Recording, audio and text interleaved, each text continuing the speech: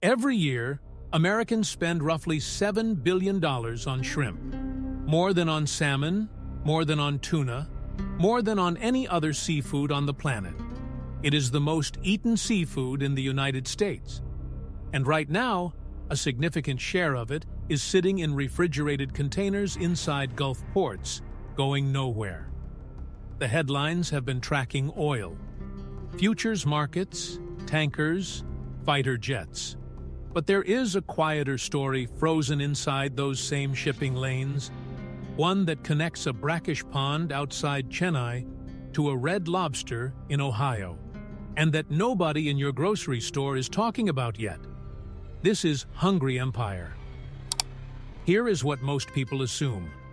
Shrimp is a simple commodity. It comes from the ocean. Someone catches it. It ends up in a bag. The truth is almost the opposite. Modern shrimp is an industrial product. Farmed, processed, frozen, insured, and shipped across 4 ocean corridors by a supply chain that is more fragile than it looks and more concentrated than anyone wants to admit. 4 companies control most of what reaches your plate. And right now, the geography those companies depend on is under serious pressure. To understand how shrimp became a geopolitical object, you have to understand where it actually comes from. The ocean has almost nothing to do with it. About 80% of the shrimp sold in the United States today is farmed, grown in shallow coastal ponds across 4 countries: India, Ecuador, Vietnam, and Indonesia.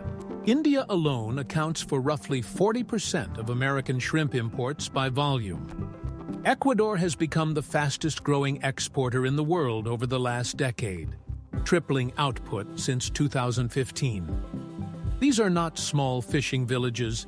They are industrial aquaculture zones stretching for miles along coastlines, running on imported feed, imported chemicals, and imported energy. Most of it priced in dollars, and moved through global shipping networks that all feed into the same handful of choke points. The shrimp pond itself is almost deceptively simple. A rectangular pool, maybe a hectare or 2, dug into tidal flatland, filled with brackish water, stocked with post-larvae purchased from a hatchery, and fed twice a day on pellets made primarily from fish meal and soy. Grow-out takes roughly 90 to 120 days. Then the pond is drained, the shrimp are harvested by hand or net, transported to a processing facility within hours, peeled by workers at refrigerated tables, often thousands of them per shift, individually quick frozen, packed into 5-pound retail bags or 50-pound bulk cartons, and loaded onto refrigerated containers. From there, every single one of those containers needs a ship, a port, a lane, and an insurance policy. And that is exactly where the Strait of Hormuz becomes your problem. What's most surprising about this supply chain isn't the scale. It's the specific geography of the problem. India's western coast faces the Arabian Sea directly. Mumbai, Nhava Sheva, Mundra. These are major container ports and a meaningful share of Indian shrimp exports to Europe and parts of the Middle East move through or near Gulf shipping corridors. More critically, the fuel that runs India's aquaculture processing plants, the cold chain logistics, the refrigerated trucking, all of it runs on diesel priced against a global oil market that reacts within hours to any disruption in Hormuz traffic. When oil spikes, every step of the shrimp supply chain gets more expensive at once. Harvest costs, processing costs, freight costs, insurance premiums on refrigerated containers transiting sensitive zones, which have roughly tripled since the current Gulf crisis began, according to maritime insurance brokers tracking the route. I spent time going through freight rate data from the last 6 months, and one figure kept pulling my attention. Spot rates for refrigerated containers on the Asia to U.S. East Coast lane have moved up nearly 30% since the beginning of the year. That is not entirely Hormuz. Several factors are stacking. But the Gulf pressure is real, it is measurable, and it is compounding on top of everything else. The four companies at the center of this are not exactly household names, which is part of the point. Thai Union Group, headquartered in Bangkok, is the largest tuna processor in the world and a major shrimp trader. Its brands include Chicken of the Sea in North America. CP Foods, the agribusiness arm of Thailand's Charoen Pokphand Group, is one of the largest shrimp farmers and processors on Earth, with operations across Asia and a distribution network that reaches virtually every major retail chain in the United States. Maruha Nichiro, a Japanese seafood giant, controls significant processing and distribution capacity across Southeast Asia. And Mowi, the Norwegian salmon company, has been expanding its footprint in value-added shrimp as well.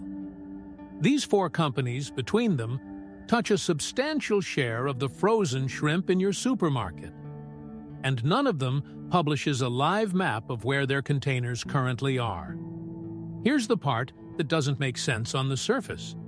If shrimp is mostly farmed in Asia and mostly consumed in North America, why does a crisis in the Persian Gulf affect it at all? The direct shipping lane from India or Vietnam to the U.S. West Coast goes east, across the Pacific. It doesn't go through Hormuz. The answer is layered, and it's more interesting than the obvious version. First, fuel. Bunker fuel prices for container ships are globally linked to crude oil markets. A sustained Hormuz disruption that pushes Brent crude up by $20 or $30 per barrel adds meaningful cost to every container voyage anywhere in the world, including trans-Pacific lanes. Second, feed inputs.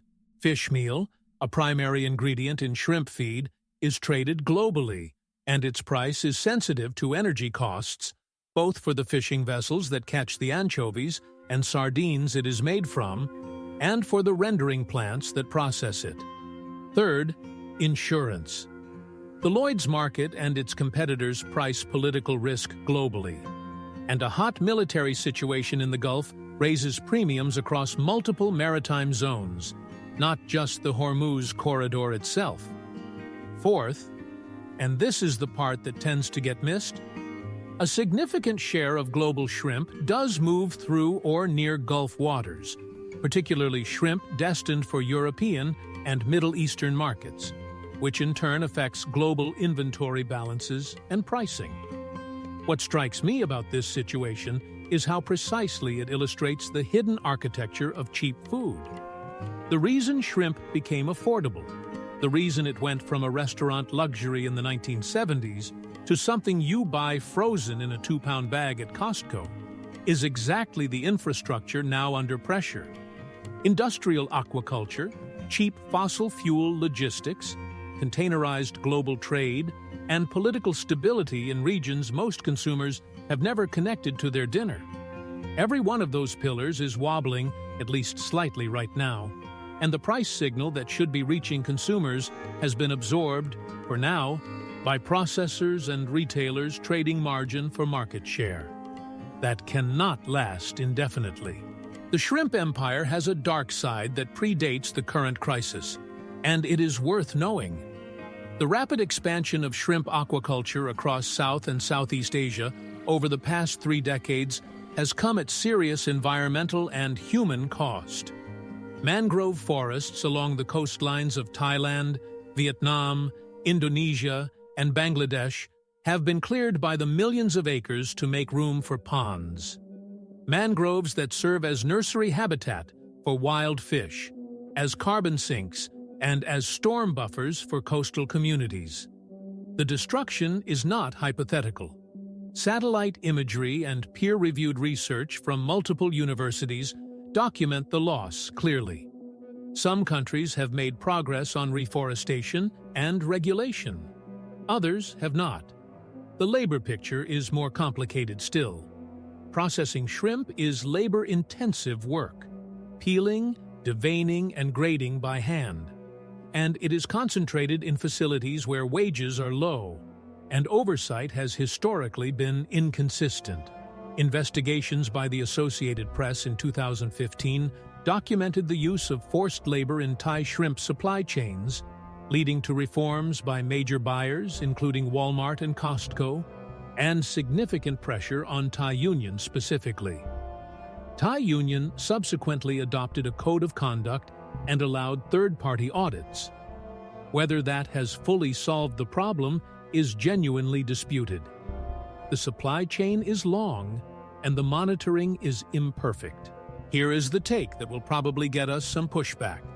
The responsibility for what happens at the processing table does not end at the brand's first-tier supplier.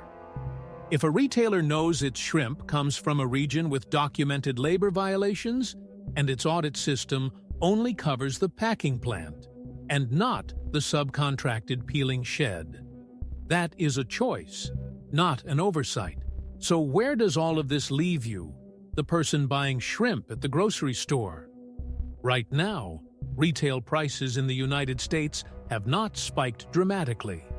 The national average for frozen raw shrimp was sitting around $5 to $6 per pound as of early 2026.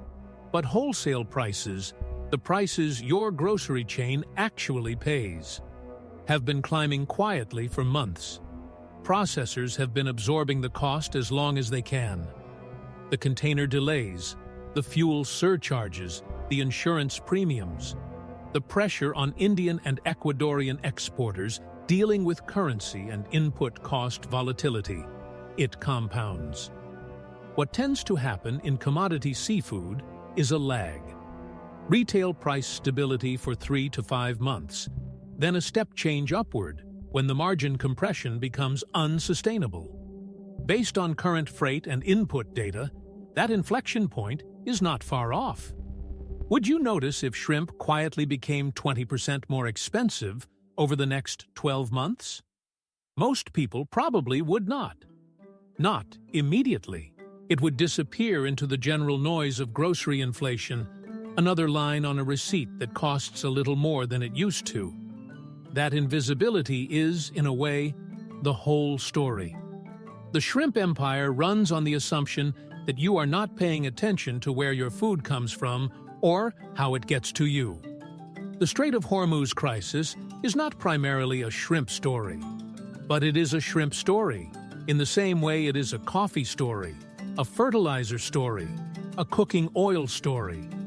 The modern food system is so deeply wired into global shipping, global energy, and global finance that a military standoff in a body of water 34 miles wide at its narrowest point echoes into every aisle of every supermarket in America. The 4 companies that control your shrimp did not build that system carelessly. They built it to be cheap. And cheap, it turns out, has a price. One detail that stuck with me: the average shrimp in an American retail bag has crossed more national borders, been handled by more people, and traveled more miles than almost any other food on your grocery shelf. And it costs less per pound than a cup of coffee. That gap between what things cost and what they actually require is where every empire in this series lives. What do you think? Is it the retailer's responsibility to tell you when the price of your food is about to change? Or is that just the market working as designed? Drop your answer below. And if there's a food in your kitchen right now that you think hides a story like this one, a brand, an ingredient, a supply chain with a secret, name it in the comments. The next empire we expose might be sitting in your pantry already. Every label hides a war, a fortune, a company you have never heard of. We are coming for all of them. Follow Hungry Empire and watch the map redraw.